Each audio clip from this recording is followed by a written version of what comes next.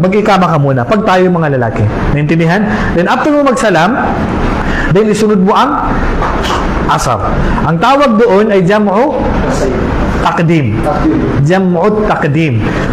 Duhur, isinunod mo agad ang asar, jam'u takdim.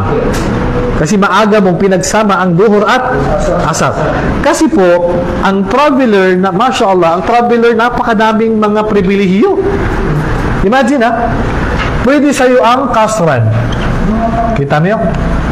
Kasran, lahat ng 4, pwede na lang 2. Pangalawa, pwede sa'yo ang jam'an. Jam'an, duhur, at asar. Pagsasamahin mo yan sa iisang oras lang, na may salam sa pagitan nila o iqama sa pagitan nila. Tapos, pangatlo, pwede pang maaga jam'ut taqdim. Jam'ut taqdim, ibig sabihin, sa oras ng duhur, isunod mo na agad ang asar. Yan ang ibig sabihin ng jam'ut taqdim. Maaga kang nagsala ng duhur, then isunod mo na agad ang asar. Habang pag nagtapos mo na, maglalakbay ka, matutulog ka na hanggang maghrib kasi tapos mo na yung asar. Hindi ka na magsasala ng asar kasi tapos mo na nga. Jam'ut ta'khir. Jam'ut ta'khir naman, pagdating ng duhur, ay tamad ka pa. Gusto mo, magsala na lang pagdating ng asar. Privilege pa yan ng traveler. Pwede pa sa traveler yan. Biruin mo, walang kasalanan ng traveler. Pwede siya magsala ng duhur, isunod niya agad yung asar. Tatamarin ka. Doon na lang ako magsala ng duhur sa oras ng asar. Taka ko isunod ang asar. Duhur pa rin na mauna. Jam'ut ta'khir naman yun. Naintindihan? So, privilege yan ng isang traveler na pinahintulutan sa traveler na gawin ang mga bagay na yan. Kaya, ang luwag ng buhay ng traveler kung tutuusin. Kasi mahirap kasi ang buhay ng traveler. Okay. Alam nyo ba, may dagdag kaalaman na ako na ibigay sa inyo. Alam nyo ba, ang propeta sallallahu alaihi wasallam, dito hindi natin nagagawa. Kapag siya'y naglalakbay at nakabalik na siya sa lugar niya, hindi siya dumidiretso sa masjid, ay sa bahay.